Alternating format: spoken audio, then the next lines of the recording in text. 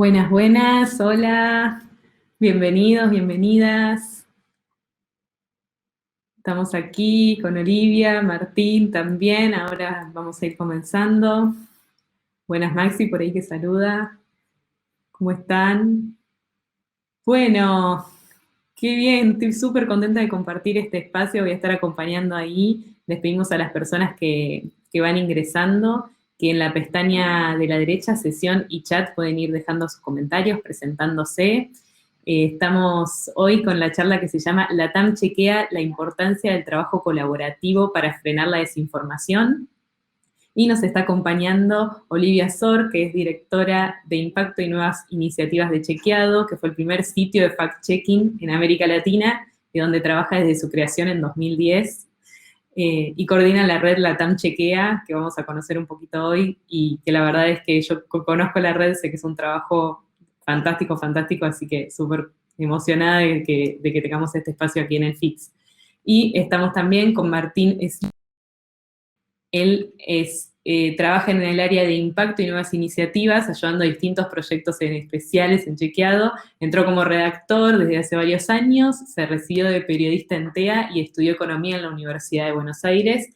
Y yo no me voy a meter en esto, pero dice que su segundo apellido es incluso más difícil que el primero. Yo espero que lo haya dicho bien el primero. Así que bueno, encantada chicos de participarles y bueno, todos quienes se están sumando recién ahora a la actividad saben que en sesión y chat hacia la derecha pueden ir dejando sus comentarios, presentándose y que tanto Olivia como Martín van a responder todas sus consultas y preguntas a lo largo de la actividad. Así que bueno, los dejo en muy buenas manos. Muchísimas gracias, Clemen, por esa presentación. Como dijo, yo soy Olivia Sor, estoy acá con Martín Slipsuk. Les vamos a compartir una pequeña presentación. Hoy lo que les queríamos contar un poquito sobre un trabajo que venimos llevando adelante con LATAM Chequea, que es una red de chequeadores latinoamericanos, y enfocado especialmente en pelear contra la desinformación, o por lo menos en tratar de contrarrestar la desinformación que vemos. Y para arrancar, les cuento un poquito de qué se trata Chequeado, qué es lo que hacemos nosotros.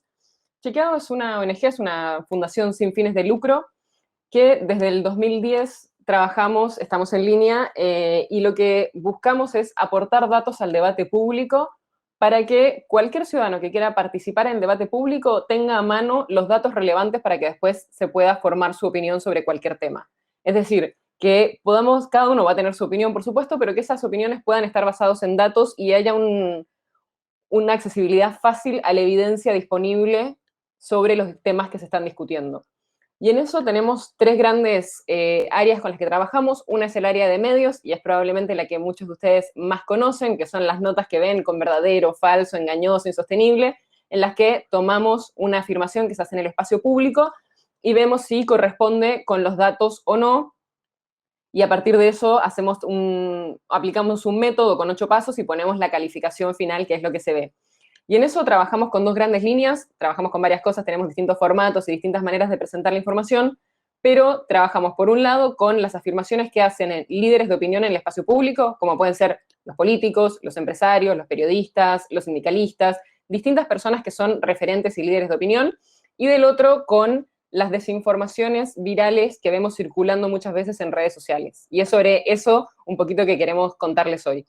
Para que sepan, también en Chequeado tenemos otras áreas porque creemos que el fact-checking y chequear la información es esencial, pero no basta cuando se trata de desinformación. Por eso tenemos un área de educación que trabaja especialmente con jóvenes y con adolescentes, pero también con algunos otros grupos específicos, buscando generar mayor conciencia crítica y alfabetización mediática para que seamos todos más críticos a la hora de enfrentar, a la hora de ver una desinformación. Jamás vamos a poder chequear todo lo que circula, ni queremos chequear todo lo que circula. Lo que apuntamos desde Chequeado es hacer periodismo, chequear cuestiones puntuales, pero también darle las herramientas para que cualquiera que quiera chequear pueda hacerlo por su cuenta cuando vea algo que le genera dudas de lo que desconfía y que cree que puede llegar a ser una desinformación o una afirmación falsa. Y el otro área que tenemos es el área de innovación, y en eso trabajamos especialmente en dos grandes líneas. Una es en nuevos formatos y en nuevas maneras de presentar la información. Sabemos que hay una sobreabundancia de información circulando y que si queremos llegar a los ciudadanos, si queremos que las personas estén informadas y tengan los datos que necesitan para participar del debate democrático, tenemos que hacer todo nuestro esfuerzo para presentárselos en formatos atractivos, en los lugares donde consumen noticias, donde ven las noticias, y para eso trabajamos constantemente en desarrollar nuevos formatos. Y nuestra otra gran línea en el área de innovación es la automatización. De vuelta, la cantidad de desinformación y de frases que circulan en el discurso público es enorme, no hay manera de que podamos manejar todo, y para eso nos ayudamos mucho con tecnología que nos ayuda a simplificar mucho de estos pasos. Por ejemplo, nuestro Chequeabot, que es una herramienta que nos permite identificar qué frases chequeables se han dicho durante el día, tomando distintas fuentes, como pueden ser los medios nacionales y provinciales, las transcripciones del Congreso, los discursos del presidente, y tomar todo eso, identificar qué de todo eso es chequeable para que luego los periodistas puedan evaluar su relevancia y avanzar con los chequeos que haga falta. Eso es, a grandes rasgos, lo que hacemos en Chequeado a nivel muy general. Ahí Clementina dice que pueden dejar sus preguntas en el chat. Por favor, déjenos las preguntas ahí. Si necesitan alguna aclaración puntual, nos avisan por ahí si es que algo no se entiende. Y también si tienen ustedes experiencias y han hecho colaboración o si han trabajado con temas de desinformación, nos interesa un montón saber qué están pensando y qué están haciendo desde otras áreas. Sabemos que en la audiencia hay muchísimas personas que vienen trabajando con estos temas. Bueno, arrancamos por desinformación y qué es la desinformación. Hay muchas maneras de definirla, pero una que nos resulta útil son contenidos falsos o engañosos que circulan sobre todo por redes sociales, no solo, y dicen cosas que no sucedieron, sacan de contextos hechos o tergiversa para cambiar el sentido. Y en la siguiente slide les voy a mostrar por qué es tan amplia esta definición, porque hay muchos tipos de desinformación. Hay veces que se habla, por ejemplo, de fake news, y es un término que nosotros en general no usamos, uno porque es un término que se apropiaron algunos actores para descalificar cualquier noticia que no les gustase, y eso hace que el término pierda sentido, pero también porque fake news da la idea de que la desinformación siempre tiene formato de una falsa noticia, como si tuviese un título falso y una imagen falsa y un texto, cuando en realidad la desinformación es mucho más compleja que eso. Y en eso hay muchas veces, por ejemplo, fotos que son reales, que ocurrieron, solo que ocurrieron hace 5 años y te la muestran como si fuese algo que está pasando ahora. O te muestran como algo que está ocurriendo en este país, en este momento, algo que en realidad ocurrió en otro país. La foto es real o el video es real. Lo que pasa es que no refleja, o el texto que lo acompaña, o la manera en la que se la presenta, tergiversa el contenido y el sentido que tenía esa imagen original. Lo mismo pasa, por ejemplo, con las parodias. Muchas veces hay medios que se dedican a hacer parodia, que se dedican a hacer sátira, sin intención de desinformar, y que cuando circula sin contexto esa imagen, como puede ser una captura de pantalla de un pedacito de esa nota, sin todo el contexto que lo acompañaba y que mostraba que era una parodia, puede terminar transformándose en una desinformación. Y luego hay otros tipos de contenidos falsos, como puede ser conexiones falsas, te dicen que una cosa ocurrió por tal otra, cuando en realidad esa conexión no existe. Hay cosas que están claramente manipuladas, cosas que están pasadas por Photoshop o videos que están editados y manipulados para mostrar algo que en realidad no es, y hay contenido que está totalmente fabricado y inventado desde cero y que no tiene ninguna base. ¿Y cuál es el riesgo con la desinformación? Porque, digamos, todo esto son cosas falsas que circulan y, por supuesto, la primera reacción es, está mal que circule algo falso, por supuesto. Pero hay distintos grados y niveles de gravedad que puede traer la desinformación. Y esta es una pirámide que muestra un poco la manera en la que nosotros trabajamos en Chequeado, la tomamos de Full Fact, una organización inglesa, y la adaptamos a nuestro contexto, pero que nos muestra cuáles son los distintos riesgos que puede traer. El más claro y el más terrible que puede tener es el riesgo para la vida. Y creo que esto en la pandemia lo hemos visto muchísimo. Cuando vemos personas que difunden una falsa cura, como es el dióxido de cloro, que en realidad es una sustancia muy tóxica que puede generar daños enormes en el cuerpo, incluso llegar a matar a una persona, y se difunde como si eso fuese una cura para el COVID, es gravísimo, puede afectar directamente la vida de la persona. Incluso sin llegar a esos casos, hay muchas cuestiones que pueden dañar la salud y también la radicalización que puede llevar a que se agreda a ciertos grupos o a ciertas minorías a través de la desinformación. Después está la interferencia en la democracia. Y la interferencia en la democracia vemos, por ejemplo, las desinformaciones que te dicen que podés votar de una manera cuando en realidad no. Te dicen que si pones una fotito de la mascota adentro del sobre vas a estar votando a favor de una iniciativa para mejorar la situación de los perros. No es así y invalidas tu voto, con lo cual interfiere en la democracia. El daño económico, y esto lo vemos muchas veces con empresas puntuales, pero también con el sistema financiero, por ejemplo, cuando se corren desinformaciones de una supuesta corrida bancaria o una debilidad del sistema financiero que hace que la gente corra a sacar su plata, puede tener un efecto enorme sobre el sistema bancario y por lo tanto sobre la economía de un país. El alejamiento de la democracia, y en esto creo que hay un nivel más general que genera la desinformación, que es más allá de cada desinformación puntual. La desinformación como fenómeno hace que nosotros tengamos que pedirle a los ciudadanos no solo que estén informados, no solo que participen del debate público, que estén al tanto de los temas que se están discutiendo, sino que además que no caigan en desinformaciones. O sea, que además tengan un doble filtro cuando leen cualquier cosa para ver si algo no es una desinformación. Y eso hace que se embarre la cancha y que sea mucho más fácil o mucho más, que haya mayor tendencia a las personas a decir, bueno, listo, es demasiado complejo, lo dejo, no me involucro en esto porque es demasiado complicado. Y ese efecto general que tiene la desinformación, más allá de cada caso puntual, es muy peligroso para nuestro debate democrático y para la participación que tenemos en nuestras democracias. Y en la misma línea, las desinformaciones también algo que hacen es mover la agenda, mover los temas de la agenda. Si una desinformación empieza a circular, de repente todos estamos hablando sobre esa desinformación en lugar de estar hablando de un montón de otras cosas que serían más relevantes para la discusión pública. Y el último nivel es cuando no es dañino. No quiere decir que sea verdadero, es algo falso, pero no tiene un daño directo. Si alguien cree que Nostradamus predijo la pandemia, es falso, no la predijo. Ahora, eso no tiene una consecuencia concreta dañina sobre la persona que cree que Nostradamus puede haber predicho la pandemia. Y esto para que sepan, nosotros cuando hacemos chequeos tenemos muy en cuenta esta pirámide. Tenemos en cuenta dos grandes factores para definir qué desmentimos. Uno es la viralización. Las cosas que le llegan a muchísima gente, vamos a tomarlas como prioritarias para desmentirlas. Y segundo, es el peligro que puede tener esa desinformación sobre las personas que la crean, y en eso nos basamos en esta pirámide que estamos viendo.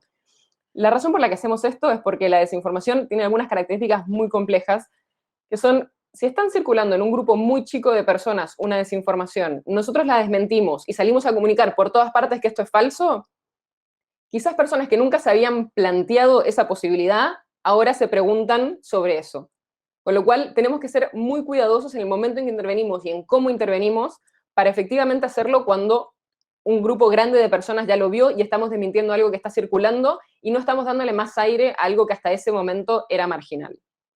Y algunas cuestiones generales sobre la desinformación suelen expandirse mucho más rápido que la información real. Y en esto hay toda una discusión que nos toca muy de cerca a los chequeadores, que es decir, bueno, las desinformaciones suelen expandirse mucho más rápido que los chequeos. Y eso es un hecho y lo sabemos, nosotros no podemos competir en viralización. La desinformación, como decimos, apela a nuestras emociones, aprovecha nuestros sesgos, te hace sentir mucha bronca, te hace sentir mucha esperanza, hace que reacciones rápido y difundas algo sin pensarlo mucho y te sumes a la difusión de esa desinformación muchas veces sin querer, sin saberlo.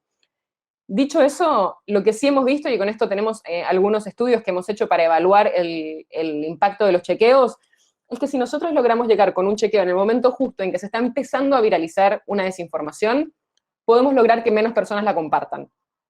Digamos que esa desinformación, en el momento en que nosotros publicamos el chequeo, baje el nivel de circulación, con lo cual quiere decir que alcanza a menos personas. No vamos a competir con el posteo original de desinformación en cantidad de retweets, en cantidad de likes, en cantidad de interacciones, pero sí podemos hacer que las personas, una vez advertidas de que eso es una desinformación, dejen de compartirlo y que no vaya a ser que sin querer compartan esa desinformación pensando que era real. Y lo otro que tienen las desinformaciones es que muchas veces funcionan y circulan en burbujas informativas. Y probablemente si uno está de un lado, escucha un montón de desinformaciones que los otros jamás escucharon, y al contrario, los que están en el otro lado nunca escucharon esta, con lo cual, de vuelta, hay que ser muy cuidadosos sobre cómo las desmentimos para poder llegar a quienes vieron la desinformación y quizás la creyeron, y no darle más difusión a una idea falsa y no ayudar a poner en agenda un tema que no tiene base y ni sustento en la realidad.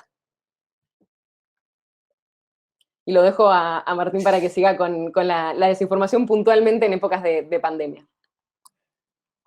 Hola a todos, ahí Maximiliano, vi que preguntaste algo en el chat, si quieren después hacemos una sesión de respuestas de preguntas más amplias al final de la sesión, así ya vamos ordenando un poco.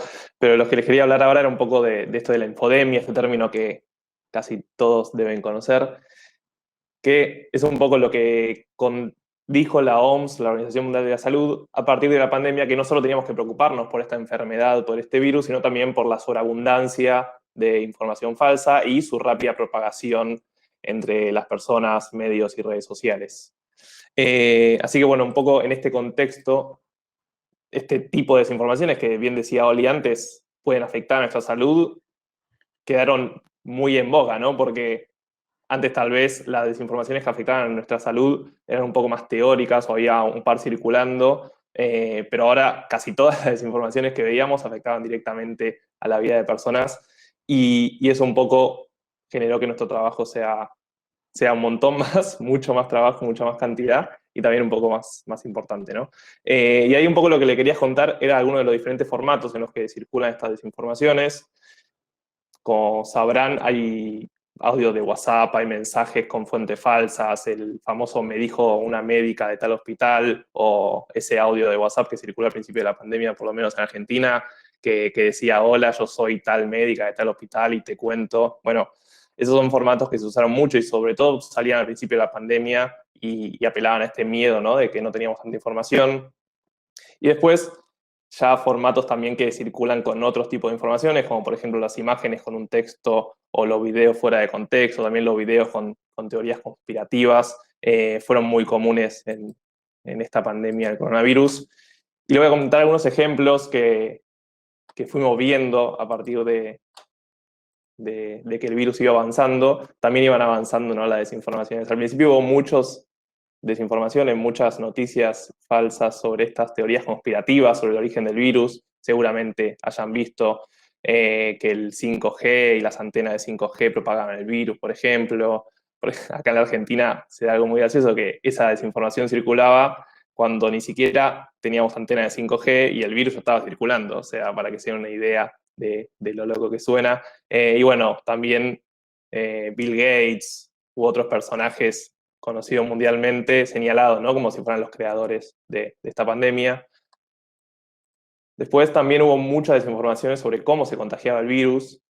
Esta que les estoy mostrando decía, por ejemplo, que no podías abrir la ventana porque el virus era como una bola de aire que si alguien tosía a 2 cuadras de tu casa, esa bola se iba moviendo y podía llegar a tu ventana en el 5.º piso. Esto, como sabrán y se imaginarán, era al principio de la pandemia. Después ya todos sabemos que hay que abrir las ventanas y mantener la ventilación cruzada, pero al principio, justamente cuando la información era menos y había mucho más miedo, bueno, circulaba esta información que claramente es falsa. Después también hubo muchas desinformaciones sobre las supuestas curas o los falsos tratamientos. Al principio, por ejemplo, se decía que había que tomar, se decía falsamente, ¿no?, que había que tomar agua caliente o que había que hacer gárgaras con sal que te podía curar el virus. También falsas curas, ¿no? Eso también sigue habiendo hasta el día de hoy. El caso del dióxido de cloro, por ejemplo, es muy claro, que es una sustancia tóxica y no hay que tomarla, pero bueno, circulaba tanto en redes sociales como en medios tradicionales esta desinformación.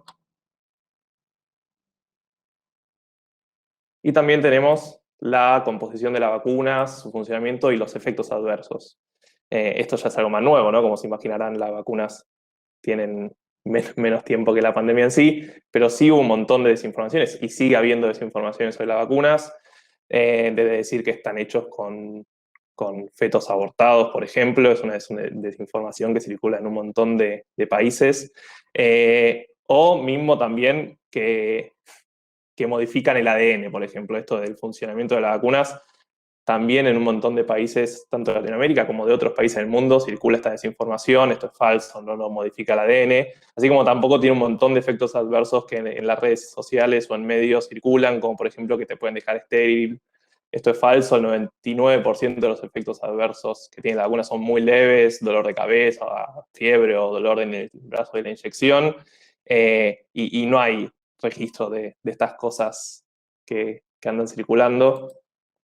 Esto es un poco para que entiendan todas las desinformaciones que están circulando con respecto al coronavirus y para que vean un poco también todas las áreas, ¿no?, que puede haber de este tipo de desinformaciones. Ahí le paso nuevamente el micrófono a Oli para que cuente un poco qué estamos haciendo con todas estas desinformaciones que, como yo bien le decía, están circulando en un montón de países y un poco también creemos que la solución tiene que ver con eso, ¿no? Sí, y retomo varias preguntas que están en el chat. Hay otras que no voy a contestar ahora, pero que las tenemos para contestar ahora en un ratito. Pero justamente, como decía Martín, son muchísimas desinformaciones y eso no quiere decir que nos desanimemos y digamos, ah, bueno, listo, es demasiado, sino que lo que tratamos de buscar es formas de contrarrestarlas y cuáles pueden ser las mejores estrategias posibles para hacerlo. Como les decía, desde Chequeado trabajamos con los chequeos, pero también con el área de educación, también con el área de innovación, desarrollando distintas estrategias. Y una cosa que atraviesa todo lo que hacemos es la colaboración. Y en esto hoy les vamos a contar un poquito de LATAM Chequea y la colaboración que hacemos entre chequeadores de distintos países, pero la colaboración va mucho más allá de esto. La idea y la parte fundamental de la colaboración es decir, hay muchos actores que por distintas razones difunden desinformación. Algunos quizás lo hacen por ignorancia, otros puede que lo hagan por convicción, porque realmente creen que las vacunas son malas y entonces sienten que necesitan convencer al resto de que esto es así, aunque no haya base, aunque no haya ninguna evidencia para lo que están diciendo. En otros casos puede ser por plata, porque la desinformación es muy atractiva, genera clics y los clics se pueden monetizar y se pueden transformar en publicidad y en plata que puede darle a quienes están desinformando. Con lo cual hay muchas razones que pueden estar atrás de eso, pero son muchos los actores que están participando de esta circulación de desinformación. Y por lo tanto necesitamos que todos los que queremos contrarrestarla trabajemos de la mejor manera posible y nos unamos con cada uno desde el lugar en el que está, cada uno desde la situación en la que está. Nosotros trabajamos mucho con, por ejemplo, agrupaciones de profesionales que están hartos de ver desinformación sobre el tema que trabajan y que están dispuestos a invertir tiempo y cabeza en trabajar con nosotros para desmentirla y para que ellos también puedan hacer circular esas desmentidas. Trabajamos con distintos medios de comunicación en la Argentina para difundir las desmentidas y que eso llegue a la mayor cantidad de gente. Trabajamos con distintos grupos. Y una de estas áreas de colaboración que para nosotros es vital es LATAM Chequea. Y preguntaban por ahí en el chat si estamos conectados con distintas organizaciones que hacen esto. En otros países, sí, esta es nuestra red de LATAM Chequea, que está en permanente crecimiento, así que seguro nos faltan algunos de los que se sumaron hace poquito. Pero es algo que venimos haciendo desde 2014, juntarnos entre chequeadores porque sabemos que tenemos desafíos similares en la región. Empezamos haciendo unos eventos que hacíamos cada 2 años y charlando sobre todo sobre formatos, sobre formas de hacer las cosas, herramientas, metodologías y demás. Pero hasta el año pasado cada uno tenía una agenda informativa bastante distinta en su país. Bueno, el país que estaba en elecciones estaba, por supuesto, inmerso en sus elecciones. El país que estaba con una discusión sobre el sistema tributario estaba inmersa en eso. Y no necesariamente lo que ocurría en Brasil le interesaba tanto a los que estaban en Colombia o cuestiones por el estilo. Perdón, hago solo una observación del comentario que llegó en el chat que dice que hay un sesgo político de las entidades involucradas en Perú. Las organizaciones que trabajamos en chequeo tenemos una obligación a ser apartidarios, lo cual quiere decir que no podemos ser partidarios, no podemos ser parte de una organización política, no podemos ser parte de un partido político, ni nada por el estilo, y la forma en la que seleccionamos a quienes están en esta red de LATAM Chequea es sitios o medios que se dediquen a hacer chequeo de la información, y así es como involucramos a los distintos medios que van apareciendo para que nos vayamos sumando. Es una red informal, no es una red que tiene criterios de ingreso súper complejos, como puede ser, por ejemplo, la Red Internacional de Chequeadores, IFCN, que sí tiene un código específico y que para entrar para ser parte de la red y para firmar el acuerdo con la red, se pasa por una evaluación rigurosa una vez por año en el que se evalúan todas estas cuestiones. En el caso de LATAM Chequea es una red informal en la que no tenemos ese proceso, en la que no pasamos por ese nivel de evaluación, sino que sumamos a los distintos medios y organizaciones que se dedican a hacer chequeo de la información en la región. Lo que nos pasó con la pandemia es que, a diferencia de lo que nos ocurría antes, de repente todos tuvimos exactamente el mismo tema en la agenda y todos estábamos discutiendo el COVID. Sobre todo en marzo, abril del año pasado estábamos todos con una agenda muy unificada. Y lo que encontramos es que la desinformación viaja y viaja muy rápido entre países. Entonces, lo que un día aparecía, una desinformación que aparecía un día en México, a la semana aparecía en Argentina, a las 2 semanas aparecía en Colombia, y así se iban cruzando las desinformaciones. Y en eso decidimos que si nos juntábamos y juntábamos nuestros recursos, podíamos responder mucho más rápido. Les decía antes que el tiempo, cuando se trata de las verificaciones, es clave. Necesitamos responder lo antes posible y estar alertas para poder contestar esa desinformación antes de que se instale esa desinformación y antes de que la gente la comparta pensando que es verdadera. Para eso armamos esta base que están viendo ahí en la pantalla, que es una base con los chequeos y los explicadores que producen las distintas organizaciones que participan de LATAM Chequea Coronavirus, y eso nos permite que si es que alguien ya chequeó algo y ya vio la evidencia en otro país, nosotros podamos retomar ese trabajo y usarlo acá y salir mucho más rápido a desmentir la desinformación que está circulando. Y en esto van a ver la base no es la cosa más hermosa que hayan visto en su vida, y lo sabemos, pero parte de lo que buscábamos y parte de lo que pensamos en la colaboración es, esta base está pensada para periodistas, primero para los chequeadores, para periodistas, para investigadores. No está pensada para que necesariamente alguien que está consumiendo información en redes sociales entre acá a buscar algo específicamente. De hecho, en celular no es lo ideal. Pero la razón por la que la hicimos así es porque nos permite tener muchas columnas que nos permite filtrar por distintos temas. Y eso nos permite tener un análisis mucho más a fondo de cuáles son las desinformaciones que los chequeadores están identificando en la región. Pero, por ejemplo, cuando queremos compartir con nuestras audiencias la información, no lo hacemos con esta tabla, que sería bastante difícil de leer, sino que lo hacemos, si pasamos a la siguiente, con ilustraciones que hacemos con el Surti, que es una organización que está en Paraguay y que se especializa en hacer periodismo visual. Entonces, a partir de la base y a partir de tener una serie de conocimientos más consolidados en esa base, podemos trabajar en hacer piezas que sí sean atractivas directamente para nuestras audiencias, a las que queremos llegar con un mensaje claro, directo y atractivo. Y por eso para nosotros es muy importante, con cada uno de los productos que hacemos, con cada una de las cuestiones que desarrollamos, pensar a qué público queremos llegar y cuál es la mejor manera de hacerlo, y no tratar de englobar en un solo producto a todos los distintos públicos, porque eso probablemente haría que nadie entre a ninguno de ellos.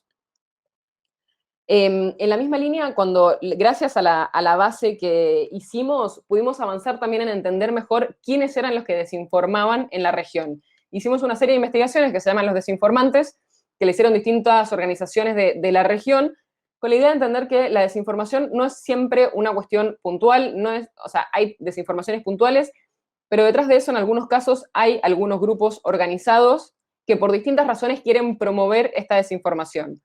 Y en eso lo que encontramos son distintos grupos y distintas acciones en distintos países. Y en la siguiente les cuento un poquito sobre eso. En la Argentina identificamos quiénes son, por ejemplo, los que venden el dióxido de cloro y cómo se está lucrando con esa desinformación muy peligrosa.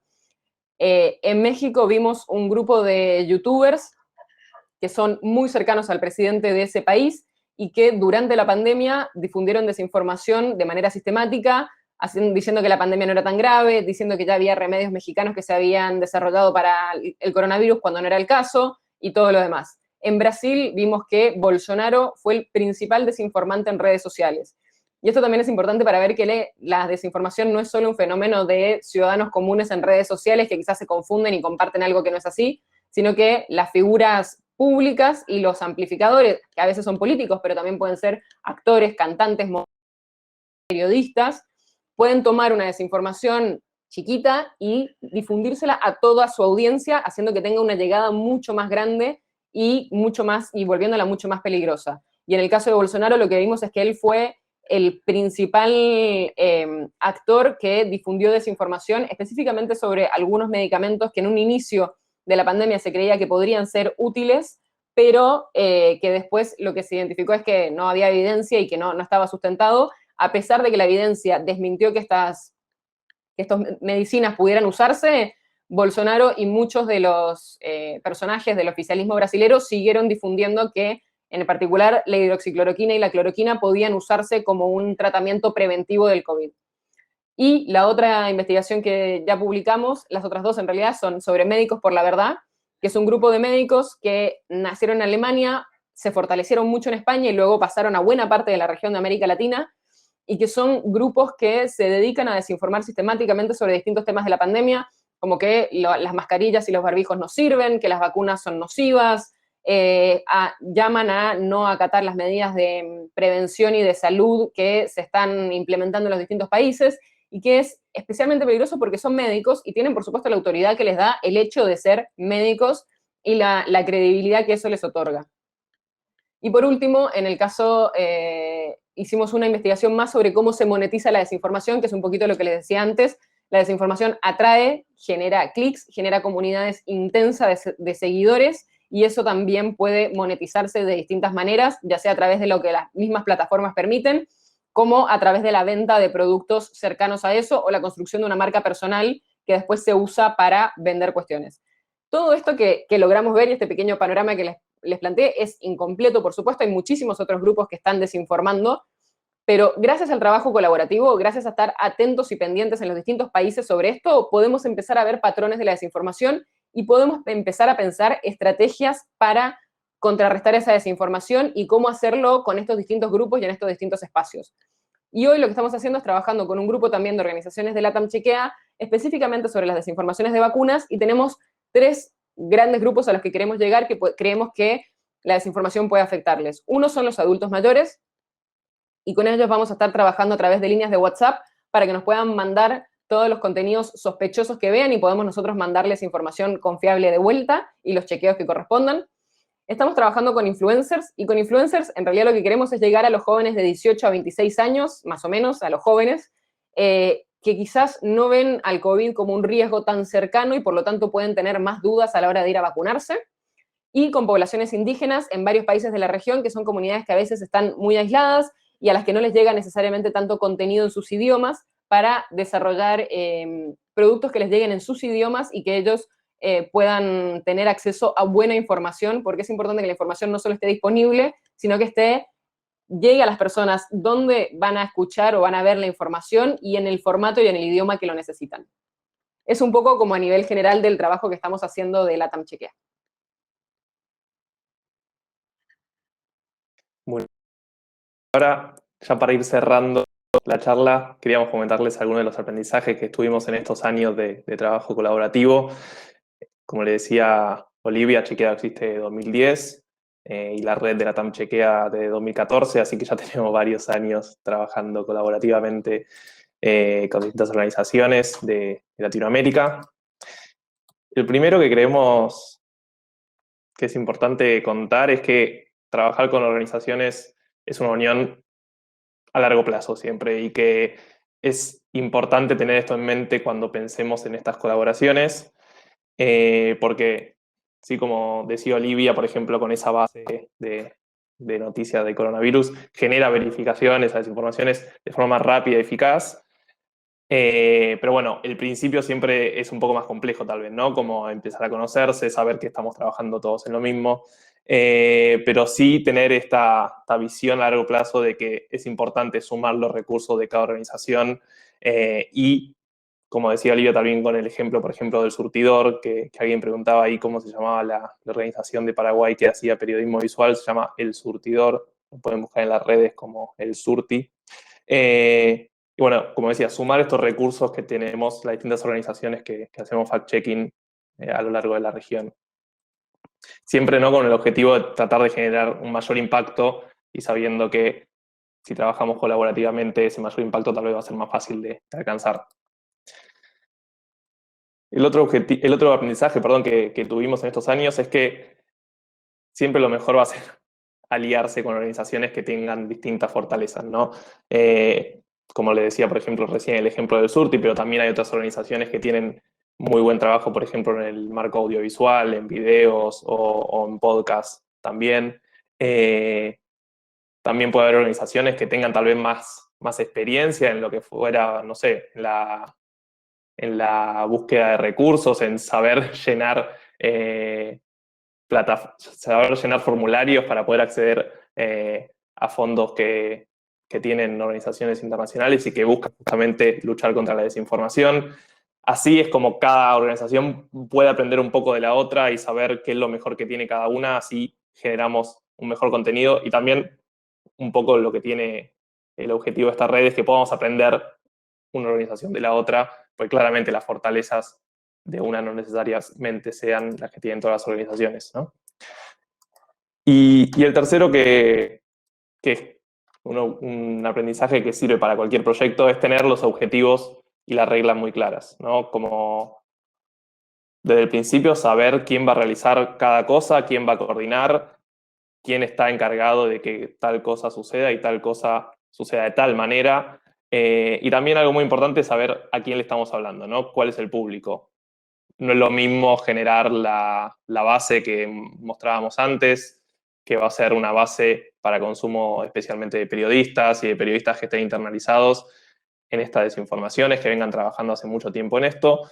No va a ser lo mismo eso que justamente, por ejemplo, las visualizaciones, que la idea es que lleguen en redes sociales al mayor público posible y que justamente uno no tiene 15, 20, 30 minutos para estar buceando como si en la base de desinformaciones, sino que uno está en las redes sociales scrolleando y tiene que ser llamativo eso, ¿no? Uno tiene que verlo y tiene que intentar quedarse ahí. Así que esos son los aprendizajes más importantes que tuvimos en estos años de LATAM Chequea. No sé, Oli, si querías agregar algo y si no, tenemos un par de minutos para contestar algunas preguntas. No, creo que eso. Creo que el punto central es el trabajo colaborativo ayuda en muchas formas a que nos complementemos. Las organizaciones de chequeo en general, muchas de nosotras somos organizaciones relativamente chicas, sin recursos ilimitados ni cerca, y todo lo que podamos colaborar para que no hagamos las cosas dos veces, para que no repitamos errores que otros hayan cometido, y para tomar los buenos ejemplos de lo que hacen otros, nos ayuda muchísimo a poder avanzar más rápido y a construir sobre lo que otros ya han hecho.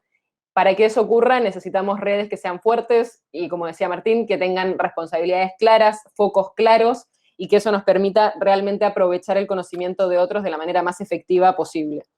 Y si quieren pasamos a responder preguntas, me anoté acá algunas, díganme después si se nos pasa alguna o decimos Martín si se nos pasa alguna. Vale. Una es sobre el rol de los medios tradicionales y cómo a veces ponen un título que puede ser tergiversado, que puede fomentar la desinformación. Y sí, eso lo hemos visto. Hay un concepto que son los amplificadores de la desinformación. Muchas veces cuando pensamos en la desinformación, pensamos en las redes sociales, pero puede ser que un medio tradicional, muchas veces a la búsqueda de un titular atractivo que genere muchos clics en redes sociales, plantee, por ejemplo, un titular con signos de pregunta, cuando en realidad es algo que claramente es falso, y eso puede hacer que la gente que no entra a leer la nota completa no se entere de que eso es falso y simplemente haya visto el título con la pregunta y eso les quede y eso vaya generando como algún resto de verdad que cuando lo vuelven a ver se van reconvenciendo de que esto es así. Con lo cual, sí, hay veces que los medios tradicionales pueden sumarse en esto, no solo los medios, lo decíamos con Bolsonaro y lo que ocurrió en Brasil o con Trump en Estados Unidos. También los políticos pueden hacer esto. Miguel Bosé, el cantante español, ha difundido un montón de desinformaciones sobre vacunas y ha tomado teorías que en su momento eran bastante marginales y se las difundió a todos sus seguidores que además por ahí tienen un vínculo emocional con él, porque lo seguían como cantante, porque le tenían cariño, porque crecieron escuchando su música, y todo eso puede ser que haga que las cosas se amplifiquen muchísimo más. Así que sí, hay un rol en los medios y en distintos tipos de amplificadores que pueden empeorar la situación claramente. Hay una pregunta sobre cómo nos mantenemos independientes, en chequeado supongo, pero también a nivel general con los chequeadores y con lo que decían sobre cómo se incorporan los distintos chequeadores a la red de LATAM Chequea. Para nosotros la independencia editorial y la autonomía que tenemos para seleccionar nuestros contenidos y definir los temas que trabajamos es esencial. Y por eso lo que hicimos desde un inicio es trabajar con distintas fuentes de financiamiento, con la idea de que no existe ninguna fuente de financiamiento perfecta, todas traen conflictos de interés, pero la idea es tener la mayor cantidad de fuentes posibles, cosa de que si alguna persona, organismo, institución se enoja por algo que hacemos y decide dejar de apoyarnos, es una lástima, pero no perjudica seriamente al proyecto. Y por eso tenemos 4 grandes fuentes de financiamiento. Una son individuos, personas que pueden donarnos desde 200 pesos argentinos hasta 600 o 1000 pesos argentinos a través del sitio. Después otras personas que nos dan montos un poco más significativos. Tenemos una parte que es con apoyo de empresas. En la vida pre-pandemia hacíamos un evento en el que nos juntábamos una vez al año, que era un evento de recaudación de fondos en el que las empresas venían y compraban una mesa o ponían un logo o demás, y eso también nos generaba fondos. Hoy hacemos algunas estrategias un poco distintas, pero con la misma lógica. Tenemos fondos que vienen de la cooperación internacional, de organismos internacionales que nos apoyan. Trabajamos con UNESCO, por ejemplo, o con otros organismos internacionales que nos apoyan con esos fondos. Y con algunos servicios que hacemos, como cursos o talleres que damos y que también nos pueden generar fondos. Eso es como muy a grandes rasgos las distintas fuentes de financiamiento que tenemos. Somos muy transparentes sobre todo esto, lo pueden encontrar todo en el sitio. Todos quienes nos apoyan con fondos están publicados en el sitio justamente para que cualquiera puede ver si hay algún conflicto de interés, si hay algo que les hace ruido. Todos son libres de revisar y de ver esos datos por sí mismos, pero sí somos muy conscientes de que necesitamos tener muchas fuentes de financiamiento y que sea diversificado para asegurarnos nuestra autonomía. Comentaban por ahí que es muy complicado que hayan menos noticias falsas porque se las ve proliferar, y acuerdo, y en la desinformación es probablemente un fenómeno que llegó para quedarse, no es un fenómeno nuevo que apareció solo con las redes sociales, rumores y desinformaciones existían antes de las redes, se potenciaron con las redes y tomaron características un poco distintas, y además nos volvieron a todos nosotros como potenciales difusores de desinformación sin querer, porque muchas veces se aprovechan de nuestras emociones y de nuestra intención de compartir algo que creemos que es relevante para que terminemos difundiendo una desinformación, y eso sí es nuevo con las redes sociales, pero por eso justamente creemos que es tan importante trabajar en otras líneas como la educación, como la alfabetización mediática y digital, para que no todo dependa de que se pueda chequear cada una de las informaciones, porque hoy es imposible y en el futuro probablemente siga haciéndolo. Y un poco en línea con lo que decían de si hay legislación para parar la desinformación, las legislaciones sobre la desinformación o legislaciones que pudiesen prohibir que se digan ciertas cosas porque son desinformación serían muy peligrosas. Y los países que lo han aplicado suelen tener problemas muy graves de libertad de expresión a raíz de eso o van en conjunto con eso. Con lo cual, digamos, nosotros como chequeadores no queremos ser quien diga qué se puede publicar y qué no. Nosotros queremos que la gente pueda publicar y después decir si eso es verdadero o falso y sumar contexto a las cosas que se dicen. Pero no queremos tener ni nosotros, ni ningún gobierno, ni ningún poder judicial tenga la capacidad y el poder de definir qué se puede decir y qué no, aunque sea con el interés de que no se desinforme, porque probablemente esa solución sería peor que el problema que estamos viendo hoy de desinformación. Así que sí, probablemente la desinformación en el formato que la conocemos llegó para quedarse, y lo que tenemos que hacer es desarrollar estrategias para lidiar con ella y para dar buena información y para contrarrestar la mala información que circula. Sobre cómo seleccionamos las noticias que chequeamos, conté un poco sobre cómo seleccionamos la desinformación, que es con estos dos criterios, es la viralización que tiene, si es que está circulando muchísimo o no, y el riesgo que puede plantear si es que una desinformación es creída. Si la desinformación, si alguien cree esa desinformación puede poner en riesgo su vida, va a ser prioritaria. Si la desinformación no es tan peligrosa, pero circuló muchísimo y hay mucha gente que tiene una idea errónea sobre algo, también vamos a chequearlo. Esas son las formas en las que definimos en los criterios de qué es lo que chequeamos. Cuando trabajamos con figuras públicas es un poquito distinto, pero los conceptos son similares. Los criterios que utilizamos para seleccionar las frases que chequeamos son la relevancia de la persona y el alcance que tiene. No es lo mismo un presidente hablando en cadena nacional que un columnista en un canal de cable a las 3 de la mañana. Es distinto el alcance y la llegada que va a tener, y por lo tanto vamos a priorizar lo que tiene más llegada y más relevancia en el discurso público. Y el otro criterio que tenemos es el tema. Puede ser que el tema, que la persona que lo dijo no haya tenido tanta llegada ni sea tan relevante, pero el tema del que habló sí lo es mucho, y entonces priorizamos el tema por sobre la llegada o la persona que lo dijo. Esos son como los grandes criterios que utilizamos. Todo esto está publicado en el sitio de Chequeado, en la parte de método pueden ver exactamente cuáles son los criterios que usamos y todos los pasos que seguimos para llegar a las conclusiones que llegamos, y en todas nuestras notas pueden ver todas las fuentes que consultamos. Y en eso siempre nuestra forma de trabajar es ser absolutamente transparentes con la información, de dónde sacamos los datos que estamos utilizando y por qué llegamos a la conclusión que llegamos, para que cualquiera pueda revisarlo paso por paso y llegar a su propia conclusión si quieren analizar en detalle la información que ponemos a disposición. La otra pregunta que teníamos es si la desinformación tiene un objetivo.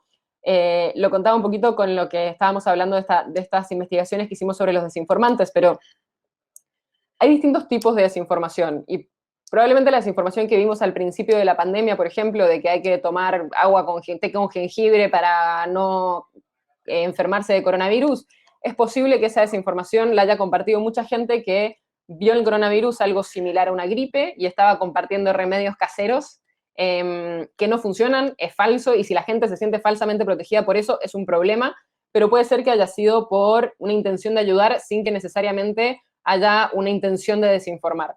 Hay otras desinformaciones que son mucho más sofisticadas y que hemos visto, por ejemplo, pseudodocumentales que tienen bastante producción detrás y bastante trabajo, en el que plantean una serie de teorías conspirativas, y ahí sí parece haber una intención más clara de difundir contenidos que no tienen ninguna base. Con lo cual depende mucho del tipo de desinformación, pero en general las grandes, digamos, motivaciones que nosotros hemos encontrado es monetarias, porque genera clics y se puede monetizar y puede generar plata, la convicción, y la convicción puede ser política, o sea, puede ser dañar al oponente en unas elecciones, pero también puede ser la convicción sobre el tema de las vacunas o la convicción sobre otras cuestiones que también se juegan, y la ignorancia. Muchas veces hay personas que hacen, por ejemplo, falsas conexiones entre una cosa y otra, que no necesariamente tenían una mala intención, sino que supusieron que había una conexión entre las dos cosas y lo difunden cuando no es el caso. Creo que esas fueron la mayoría de las preguntas que nos habían dejado por ahí. No sé si se nos escapó algo o si tienen alguna otra duda o consulta sobre el trabajo que hacemos. Creo que lo más central de todo esto es, la desinformación es mucha, va a seguir siendo mucha, necesitamos todas las manos que podamos para trabajar y para contrarrestarla. Como ciudadanos, estar atentos a las desinformaciones o a los contenidos que nos llegan y no compartirlos rápidamente, pensarlo un poco antes de compartirlos y no difundir sin querer una desinformación. Y como profesionales en las distintas áreas en las que trabajamos y en las que hacemos, pensar qué podemos hacer para ayudar a limitar la difusión de esas desinformaciones que están ligados a los temas que nosotros trabajamos o al tipo de instituciones en las que estamos, y que eso nos ayude. Nosotros lo hacemos con LATAM Chequea y nos ha dado resultados fantásticos, nos ha permitido chequear las cosas mucho más rápido, nos ha permitido hacer nuevos formatos que podemos usar todos, nos ha permitido llegar a nuestras audiencias con mejores contenidos gracias a esa colaboración. Y nada, es una invitación abierta a que pensemos todos cuáles son distintas formas de colaboración que podemos tomar. El problema es grande, pero si trabajamos juntos, por ahí podemos combatirlo un poquito mejor. Y muchísimas gracias a todos ustedes por sumarse y por estar acá. Sabemos que hay muchos eventos, sabemos que hay un montón de otras charlas que están buenísimas dando vueltas, así que muchísimas gracias por haber venido a compartir este ratito con nosotros. Y gracias por todos los elogios en el chat también.